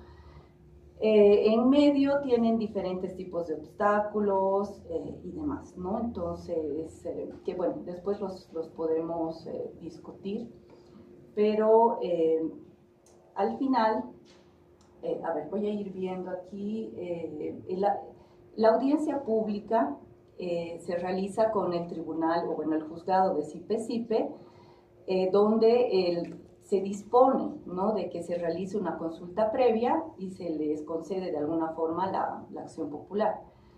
Sin embargo, cuando va en revisión al Tribunal Constitucional, el Tribunal Constitucional revoca esta resolución y dice que no ha lugar, ¿no?, que de alguna forma ya había una consulta y demás. Se interpone una segunda acción popular en este caso contra el director departamental y nacional del INRA, porque se identifica que en este primer caso el INRA era como parte central del problema, ¿no? El problema era como la titulación y el saneamiento del territorio colectivo. En realidad este caso o esta acción tendría que haber empezado por ahí, ¿no? Pero bueno, los antecedentes son los mismos, ¿no? Y bueno, el conflicto es el mismo. Y eso es bien interesante de ver, porque muchas veces en estos casos intervienen, ¿no?, o se interponen diferentes demandas en diferentes jurisdicciones, ¿no?, en la jurisdicción ordinaria, en la jurisdicción agroambiental, en la constitucional, y no hay ninguna que resuelva o que entre al fondo y consolide. O sea, entrar al fondo del conflicto es precisamente ver la complejidad del caso, ¿no? Y lo que hacen las jurisdicciones, la ordinaria, la agroambiental, es concentrarse solamente en el caso concreto, ¿no? Entonces nunca llegan a resolver y bueno, se amplifica mucho más, ¿no? Y eso es lo que sale precisamente en esta etnografía judicial, ¿no? Lo que decía Sarel hace un momento, y cómo las diferentes voces van emergiendo y los diferentes conflictos también van emergiendo en diferentes tiempos, y generando además nuevas problemáticas, ¿no? Entonces es bien interesante de ver este tipo de experiencias y de sentencias, ¿no? En este caso, el Tribunal de Garantías Constitucionales emite una resolución concediendo en parte la acción popular, y la sentencia del Tribunal Constitucional confirma la resolución del tribunal y concede, ¿no? Le dice al INRA de que haga un informe claro y además responda a las necesidades de la comunidad, ¿no? En este caso hemos tenido varios obstáculos impuestos por el INRA, ¿no? Muchas veces ellos mismos han dilatado el caso, les han hecho citar o se han hecho citar erróneamente unas 2 o 3 veces, entonces eso también ha retardado bastante. Se ha suspendido las audiencias en 2 oportunidades por esto precisamente, ¿no? Entonces son elementos microjudiciales, digamos, que hacen parte también de cómo se llevan estos casos. En el caso de Sacaba, de Tuscapugio, también es por ampliación de la mancha urbana.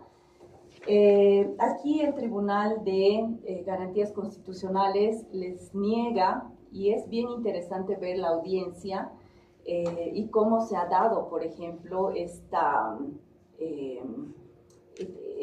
este debate, ¿no? Los argumentos jurídicos, tanto de un lado como del otro. Por ejemplo, acá, en este caso, el abogado del municipio de Sacaba, bueno, aquí también se ha denunciado, ¿no? Al gobierno autónomo municipal de Sacaba, al expresidente y exvicepresidente, al exconcejales del gobierno autónomo municipal, y sus abogados defensores lo que decían era de que, bueno, hay también un fenómeno que creo que tendríamos que pensarlo y estudiarlo también a profundidad, que es el de la reconstitución, ¿no? He visto y he encontrado en muchos de estos casos que los pueblos están, si bien ¿no? Tienen esta característica de ser sindicatos, han visto de alguna forma que convirtiéndose o a través de la reconstitución territorial y de autoridades ancestrales, pueden de alguna forma tener, ¿no? algún tipo de ventaja dentro de estos litigios, ¿no? Entonces, en este caso, esta comunidad lo que hace es reconstituirse. El año 2018 o 2015, ¿no? Lo que ocasiona como un conflicto con el sindicato agrario al que ellos pertenecían, ¿no? Entonces, en la audiencia, lo que decían, se nota muy claramente, ¿no? Una alianza entre los sindicatos con el municipio a partir de estos intereses de ampliar, ¿no? la manzana y de que haya una urbanización y de tener cierto tipo de bueno, réditos ahí, ¿no? Entonces, lo que plantean es de que no existe tal nación Sora en ese lugar, de que son cuestiones tiradas de los pelos, así tal cual, de que hay como una especie de negación, ¿no? a la identidad de estos pueblos, sin tomar en cuenta estas transformaciones y estos cambios de los que también estaban hablando en las ponencias anteriores, ¿no? Bueno, hay muchos más elementos, ¿no? Pero ya como para condensar algunos de los más importantes.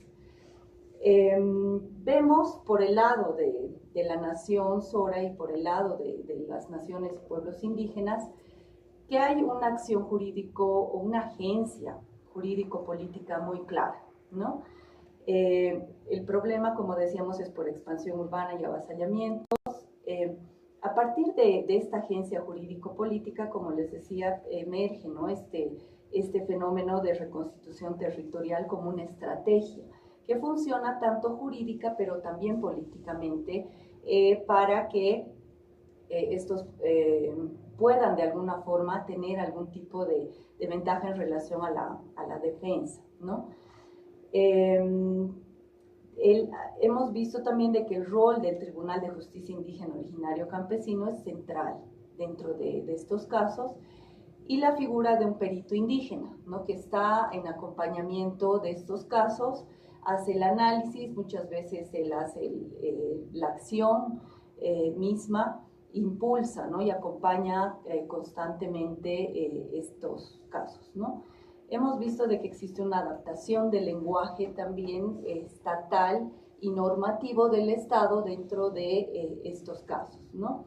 Entonces, lo que nos decía, por ejemplo, este perito indígena es de que ellos utilizan el lenguaje del Estado para enfrentarse al Estado en su misma cancha y con sus mismas reglas, ¿no? Entonces, es de alguna forma también como esta adaptación, ¿no? Y esta forma de incorporar otro tipo de legalidades o de juridicidades dentro de su propio sistema, ¿no?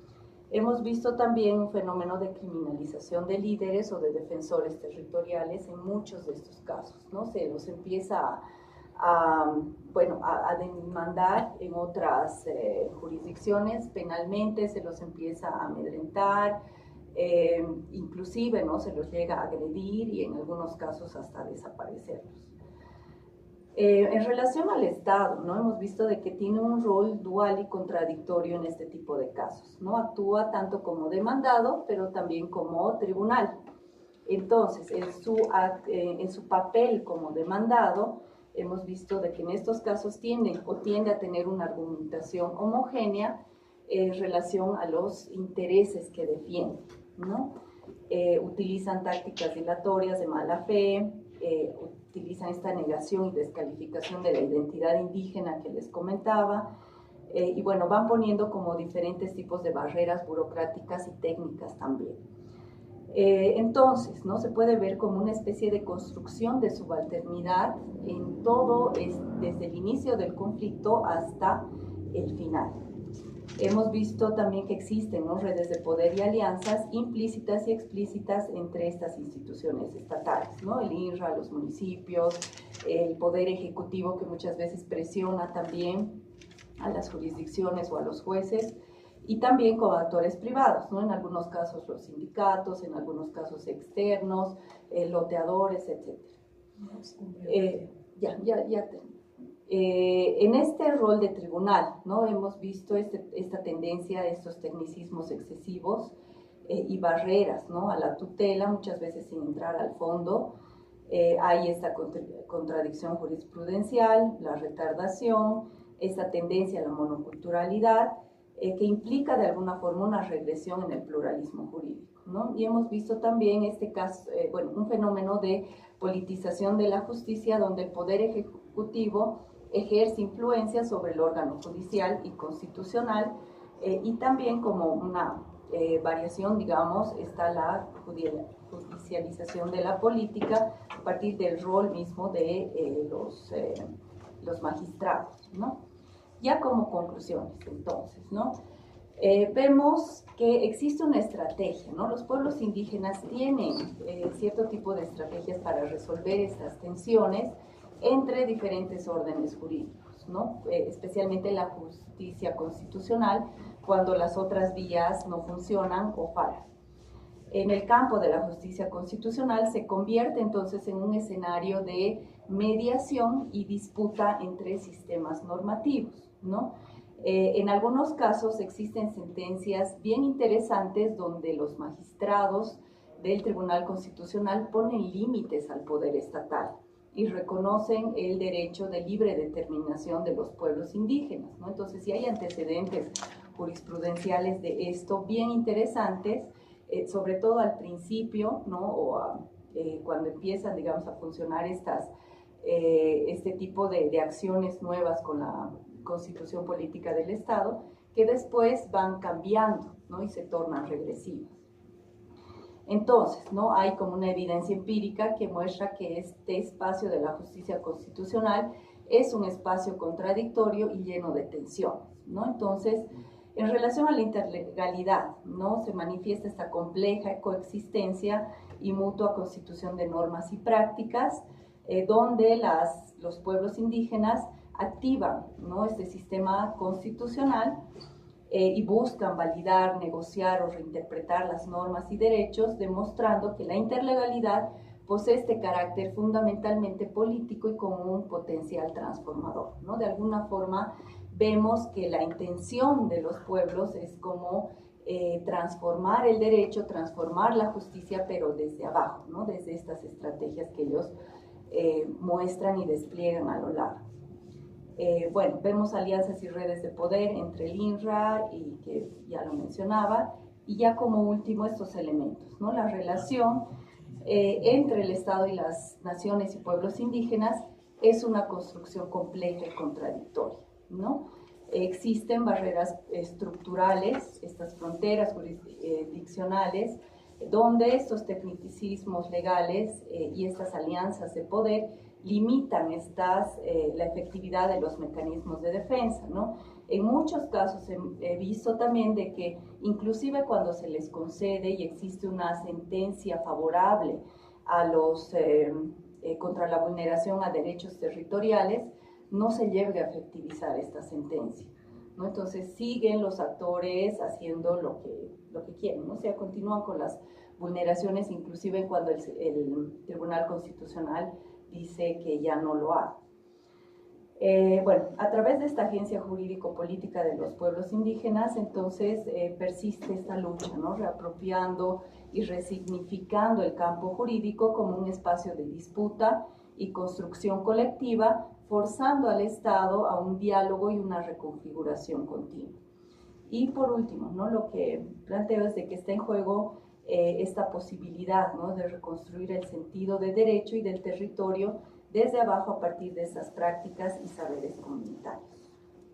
Gracias.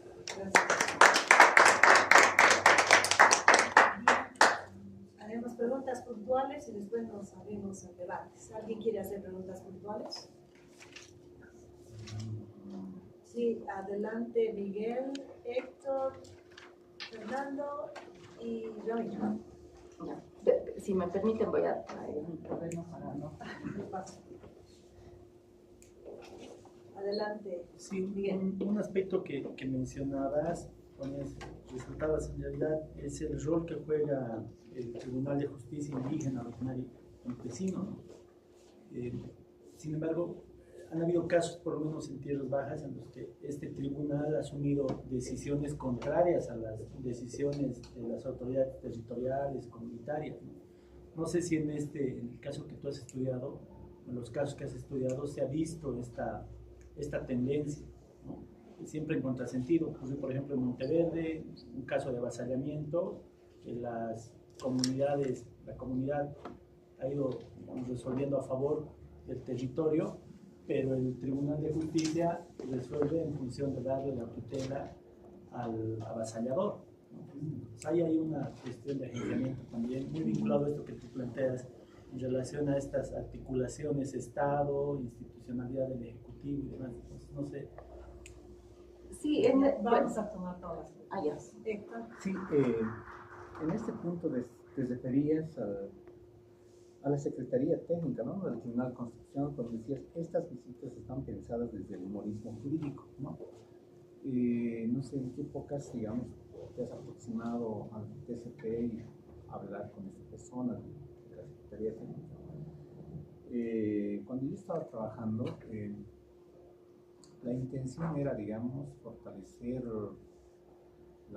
el acceso de la justicia indígena a la justicia constitucional y era un debate, ¿no? Este tema, o sea, había una especie de colegas, compañeros, porque había politólogos, antropólogos y sociólogos autonomistas. Entonces, la intención de, más bien, no ir con el monismo jurídico, sino a partir de la descolonización de la justicia, ¿no? Ese era el proyecto que se tenía, pero después, desde que ha habido cambios de magistrados, pues ya debe ser distinto el escenario y creo que ya no hay tanta gente en esa Secretaría Técnica porque habían dos unidades de descolonización y justicia ordinaria y campesina. Entonces, incluso habían representantes, o sea, funcionarios que eran autoridades indígenas de Tierras Bajas, intermedias, era interesante el momento o sea, la intención que se tenía, ¿no? Pero solo eso, nada más. Fernando. Sí, bueno, aprovechando tu exposición, bueno, saludos, no me conocía, y es que vienes de Cochabamba.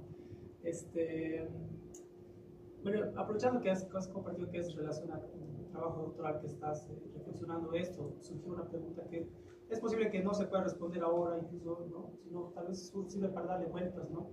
Pero me surgía una duda relacionada con lo que tú exponías, era, ¿cuál es tu objeto de estudio? ¿Cuál es tu objeto de estudio? ¿Y cómo ubicas este objeto de estudio que tú estás desarrollando dentro de los aportes? ¿Cuál sería tu aporte dentro de los debates académicos científicos sobre este tema, ¿no? Porque me da la impresión que es un poco más descriptivo lo que has hecho, pero no termino de ubicar dónde podría ir a nivel de la ciencia social. Obviamente a nivel empírico, a nivel de la sociedad, sí es un dato interesante, saber estos datos, muy importante, pero yo me iba más a las lecturas de los debates teóricos científicos, ¿dónde? ¿No? Y obviamente podemos dialogar sobre eso, ¿no? Yo también estoy en eso, de ver dónde ubico mi problema, pero bueno, lo planteo también para darle vueltas y reflexionar sobre eso, ¿no? Aprovechar el espacio de diálogo. Dos preguntitas bien simples. La primera, el experto, el perito, ¿es indígena en algunos casos? Sí, es indígena. ¿Qué características tiene ese perito? Porque el otro me imagino que es un poco, tiene que ser sociólogo, antropólogo, con formación formal. ¿Qué pasa con los peritos indígenas? Y dos, en una evaluación más global, tuya, de acuerdo a todos los expedientes que se han tratado desde los años 90, ¿no? Desde que se crea el Tribunal Constitucional, la mayor parte de los casos son a favor de las comunidades indígenas, de la noción de la justicia indígena. ¿Cuál es tu evaluación en general?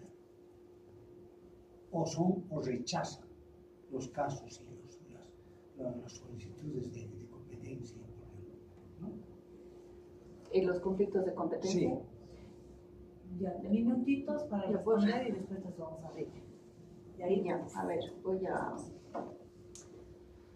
ver las cosas puntuales, ¿no? Mi acercamiento al Tribunal Constitucional ha sido a partir de la tesis, ¿no? De más o menos en el año donde he ido, digamos, a hacer entrevistas, he visto que han venido también a hacer, bueno, a Cochabamba, ¿no? A hacer estas visitas de campo y demás, a partir del 2022 hasta el 24, ¿no? Donde he ido contactándome, preguntándoles a los funcionarios cómo, en qué estado estaba, cómo hacían estos peritajes, y era precisamente lo que ellos mencionaban. Efectivamente, ¿no? Ellos también han estado en el periodo anterior, y de ahí surgen, ¿no? Estos cambios y estas transformaciones. En un inicio sí había este interés, y por eso las sentencias también, las primeras, tienen, ¿no? O sea, tienen esa característica de descolonización, ¿no? Esa mirada de intentar que haya un pluralismo. Hay sentencias bien ricas, bien interesantes como para desmenuzarlas y ver, ¿no? La concepción de pluralismo jurídico, la concepción de estos relacionamientos entre jurisdicciones.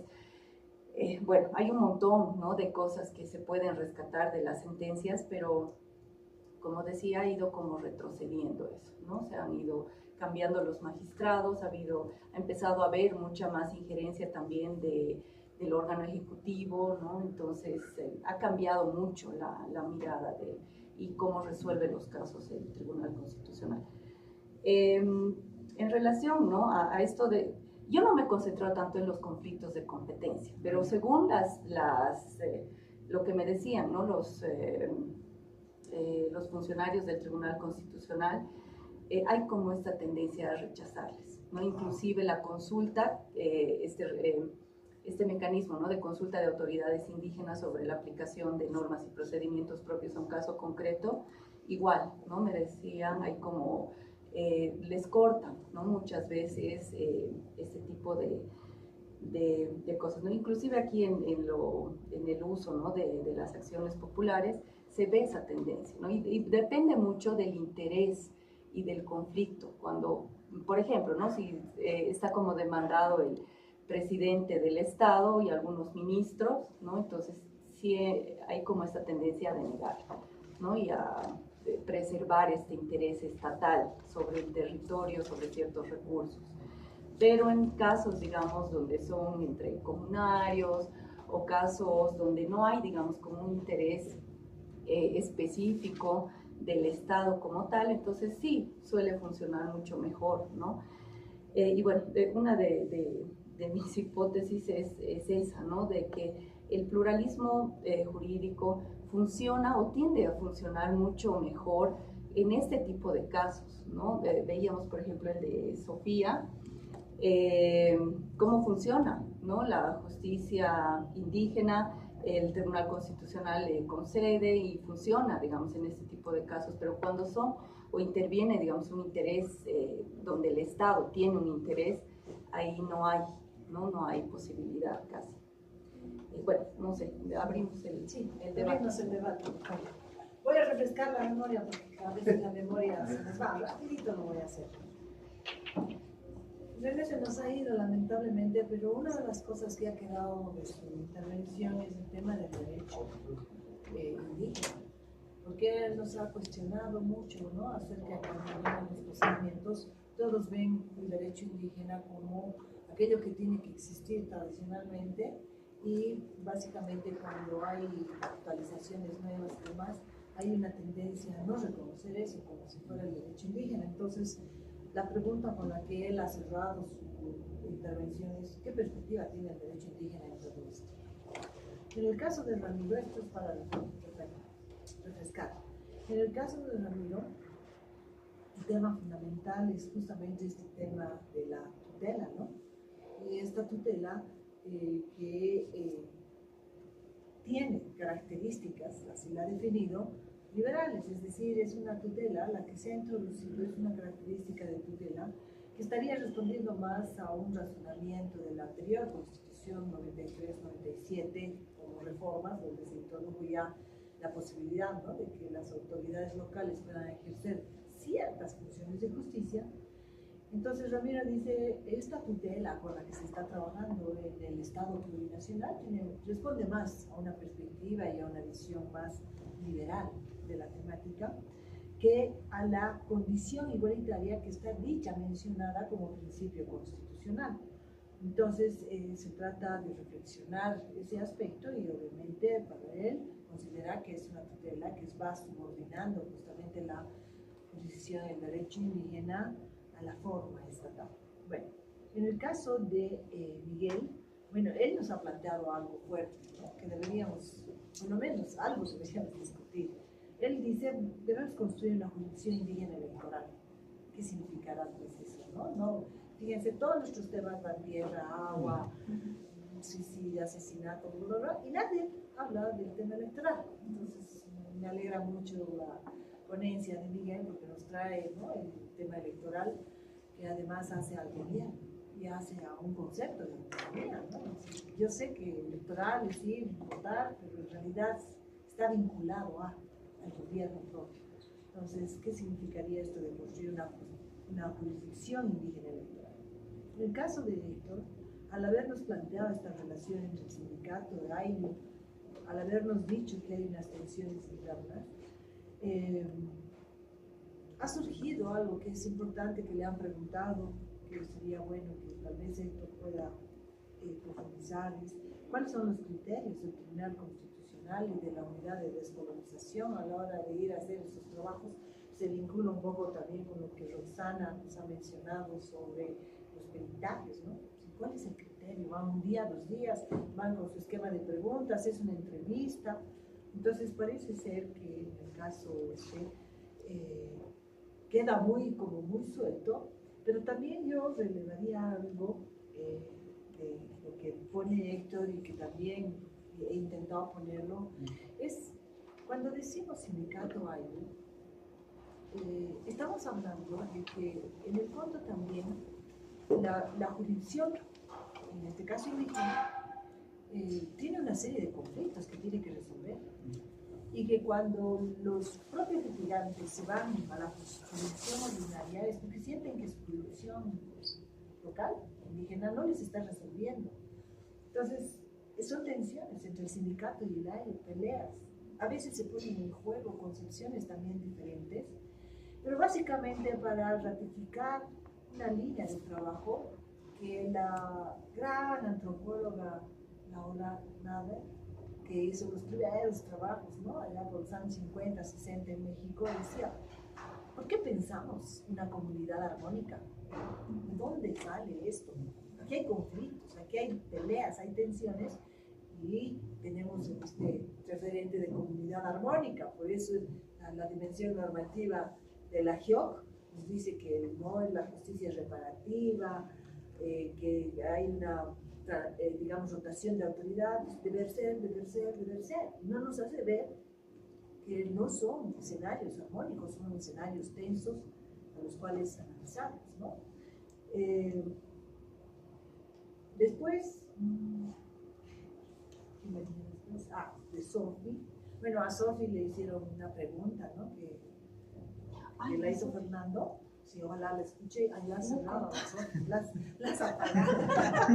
Las eliminadas. Ya no está, ya no está. A ver, voy a ver. Sí, vamos a. Pero la pregunta de Fernando ha sido recurrente, Leo, ¿no? Que decir, porque ¿cómo vinculan esto a contextos mayores y demás?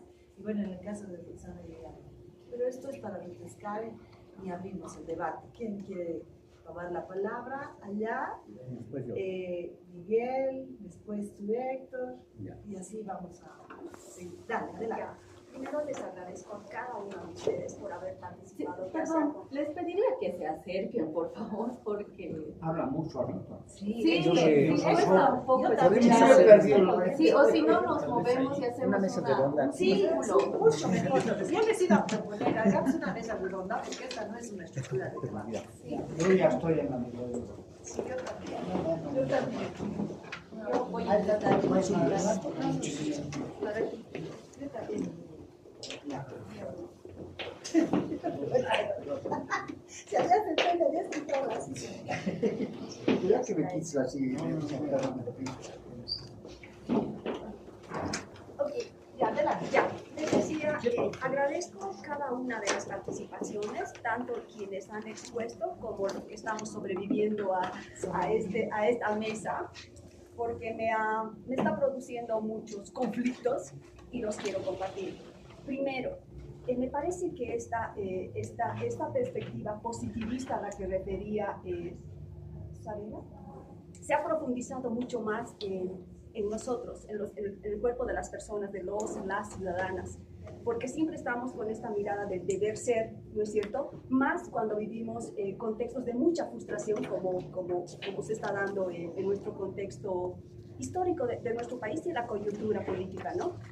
Es decir, siempre nuestra mirada es el deber ser. Si no funciona eso, como que no funciona nada, y en nuestra cotidianidad, no sé, eso sería un dato interesante, por ejemplo, ver el número de casos, si han incrementado más o han disminuido. A mí me da la impresión, fuera de los temas que hemos ido tratando, ha ido disminuyendo porque la gente ya no cree, como no funciona el deber ser, ya no cree y preferimos no hacer nada, ¿no? En conflictos chiquititos, digamos, ya no acudimos al tema de la justicia. ¿Por qué? Porque sabemos que no funciona, entonces no funciona o funciona a medias o hay que hacer no sé qué peripecias para que funcione algo, y es mejor no hacerlo, digamos, a no ser que sea un caso grave, sean casos graves. Síntesis sobre ese tema es que este sentido positivista del derecho se ha impregnado mucho más en el cuerpo individual y en el cuerpo social de nuestro país, creo yo. Uno, dos, y desde esa perspectiva, ¿no? O sea, por ejemplo, cuando hacían las primeras exposiciones, a mí me parecía que el tema, por ejemplo, esto del sistema de la justicia indígena y la justicia ordinaria son sistemas completamente diferentes. Por lo tanto, ahí había un dualismo fuerte. Por ejemplo, alguien decía, ¿no? Creo que era Héctor, que decía, había esa demanda de que, por ejemplo, las autoridades que imparten la justicia indígena podrían tener, no sé, un sueldo, qué sé yo. Eso, por ejemplo, a mí me parece grave, digamos, porque justamente particulariza a la justicia indígena este hecho, el tema de la rotación, el tema de ver como servicio el impartir justicia y no como es en el otro ámbito ordinario, ¿no es cierto? Que ya sabemos cómo es. Entonces, en ese mismo sentido veía el tema de la respuesta, se ha dicho, o sea, en términos así grandes, es el tema de la descolonización o el pluralismo jurídico, pero que en términos prácticos pareciera que no está funcionando. O de nuevo me voy a esta perspectiva positivista, ¿no ves? Queremos descolonizar, pero ¿qué estamos entendiendo por descolonización? Y nos perdemos en el discurso o en el análisis o discurso o las narrativas sobre el discurso de descolonización, pero en la práctica así como que no pasa nada. Y ahí me parece una voz esperanzadora la participación de Zarela cuando habla de estos casos, incluso con la compañera de Mojos, porque ahí hay, o sea, ya en el plano académico, cuando se focaliza en estudios así bien localizados, bien concretos, se puede ver esperanza, digamos, ¿no? Porque hay una lucha, o sea, obviamente, o sea, por ejemplo, en el caso de Mojos me pareció, funciona porque hay una ausencia del Estado, ¿lo ve? Entonces, pero, o sea, que a mí me parece ahí el desafío, desde el lugar de ciudadana común, digamos, echarle la lucha en cualquier campo de la justicia, y desde el campo académico, focalizar la investigación, el análisis o lo que se llame en casos concretos, porque ahí creo que sí podemos ver esta complejidad y cómo se da esta lucha de micropoderes, se podría decir, donde está haciendo que esto sí funcione, porque cuando vemos desde lo grande, desde el deber ser, no funciona, es completamente, para mí, o sea, tengo una mirada así como, oh no, o sea, ni me meto, digamos, no, o sea, es una mirada derrotista para mí, pero desde lo más particular, me parece que podemos avanzar. Con eso me quedo y con eso me llevo. Gracias. Ya, muchas gracias. ¿O no estaba Miguel antes de mí? Sí, pero ya. venga. Muchas gracias por el comentario que hace sobre mi ponencia. ¿Cuáles son los criterios del TCP a la hora de hacer trabajo de campo? ¿No? Y a ver, sobre ese punto, bueno, hay un código procesal constitucional, ¿no? Código procesal constitucional donde dice que el Tribunal Constitucional, cuando se quiera, puede pedir información complementaria, ¿no? Desde que se ha conformado la Secretaría Técnica y Descolonización, se han hecho varios trabajos de campo, ¿no? Se han viajado a muchas comunidades de toda Bolivia. Y en lo personal, esto no es extraño, yo he viajado a muchos, casi en gran parte del país, y en sí había un debate en el Tribunal Constitucional que es un trabajo de campo. Entonces los sociólogos, antropólogos objetaban, digamos, la opinión, la visión que tenían los abogados, ¿no? Porque los abogados querían información en 2 días, entonces, pero eso es lo que ha ganado, porque al fin y al cabo el tribunal tiene una carga procesal, ¿no? Una carga procesal así, mucho.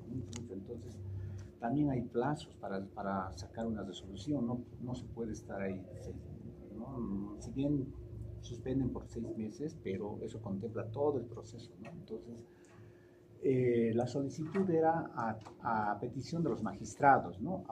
A petición de las salas, ¿no? Entonces, ¿quién es el que elabora el borrador de una sentencia constitucional? Es el abogado asistente con el letrado, ¿no? El letrado y el abogado asistente. Entonces, hay un borrador. Entonces, cuando, pues, digamos, era solicitud de las salas y del magistrado, porque el magistrado es la máxima autoridad, y eran estudios que se hacían, digamos, en 3 días, 2 días.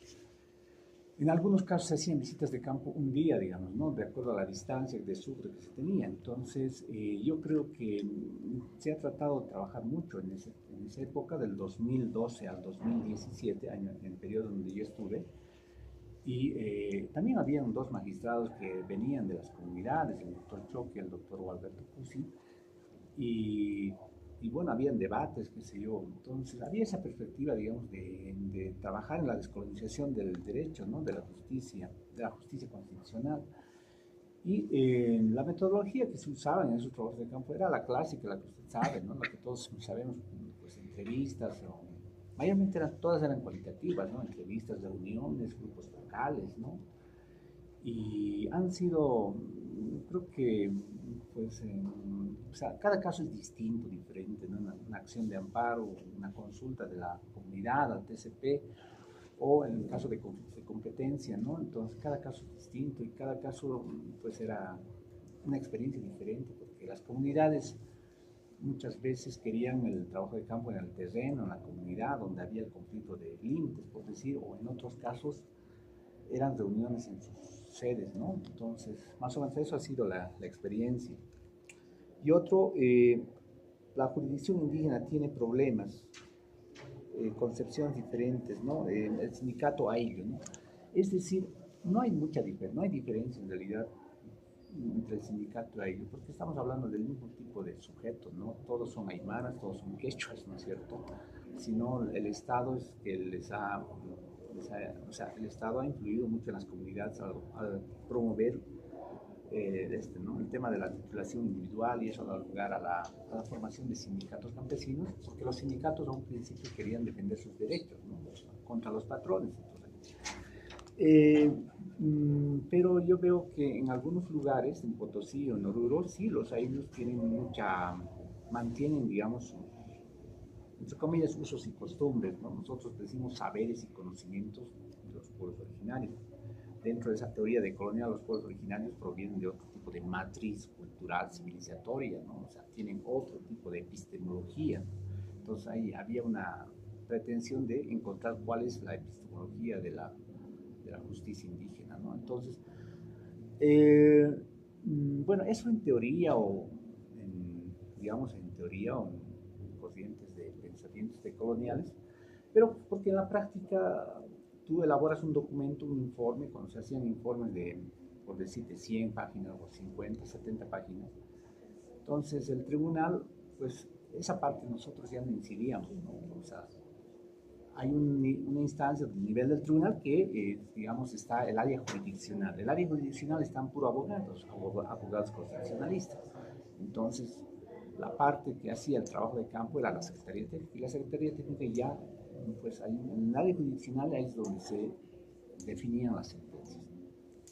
Disculpen que les interrumpa, pero me han dicho que ya está la otra mesa. Está en el pasillo de la mesa. Sí. Que les pasen unas mesitas, sillitas y sillitas. Pero no tengo. Hay otra forma. Anda, diles, por favor. Entonces, tenemos dos opciones, ¿no? 15 minutos. No, ya nos han dado. Porque antes de ya va a ser, les he dicho 15 y estamos en 24. Pero podemos trasladarnos, queremos, de ustedes, a otro lugar. Seguramente hay una organización. Un problema es el tiempo. Entonces, todavía 5 minutitos, porque a las 2:15 he dicho que vamos a desalojar, perdón. Entonces, si tenemos, son 4 minutos. Perdón, yo quería sugerirle, no sé si eso puede ser. Podemos ir a almorzar, tal vez, y ahí podemos hablar. No sé si, depende de ustedes. Aquí no hay almuerzo. Héctor dice, podemos ir a almorzar y después, pero creo que se me hace que no van a volver, ¿no? ¿O sí van a volver? A la clausura. No sé, tal vez algunas intervenciones que quieren hacer. Tal vez en estos 4 minutos terminar las intervenciones, ir a almorzar y discutir. Sí. A ver, yo solamente tengo una teoría, bien rapidito, no discursos muy largos, porque ya no es cuestión de planes. Yo creo que hay una carencia fundamental en el Tribunal Constitucional. El 2010, cuando se hizo una consulta a varios expertos, estuvieron una de ellas, yo propuse de que deberíamos crear espacios de un tribunal en que esté conformado por ambas jurisdicciones. No hay ese espacio. Es un espacio de, no solamente de discusión, pero de creación de una jurisprudencia que vaya directamente a para qué está creado el Tribunal Constitucional. Es la justicia. La justicia es un concepto que se construye culturalmente, efectivamente, pero tiene que ser fundamentalmente intercultural. Si no, estamos perdidos. No puede imponer el concepto de justicia un sistema judicial estatal, por ejemplo, que es el que ha predominado sobre el otro. Es lo que ocurre hoy en día y no podemos resolverlo. Creamos peritajes, creamos grandes mecanismos, pero no hay un encuentro entre los que operan la justicia, giracatas, maicus, etc., por regiones, por zonas, etc., que se junten con los tribunales directamente y traten casos álgidos y que sean paradigmáticos en términos de construcción de una jurisprudencia intercultural. Eso no ocurre. Seguimos separados. Y ahí vienen entonces los problemas que tenemos. Esa es una única recomendación. De tomar en cuenta de que hay que hacer una comunidad. En función de lo que plantea Héctor, también lo que planteaba Roxana, creo que pensar el desarrollo de estos peritajes culturales tienen que asumir también el hecho de que hay, por ejemplo, además de la justicia constitucional, se ha abierto en los últimos años el ámbito de la justicia agroambiental como medio para resolver las disputas, ¿no? Entonces, este nuevo escenario, claro, está nomás también desarrollado en un contexto de retroceso, ¿no? En la perspectiva primero se ha ido en contrasentido de esta jurisprudencia descolonizadora, ¿no? La primera etapa del constitucional creo que sí daba luces, pero ahora ya eso prácticamente ha desaparecido.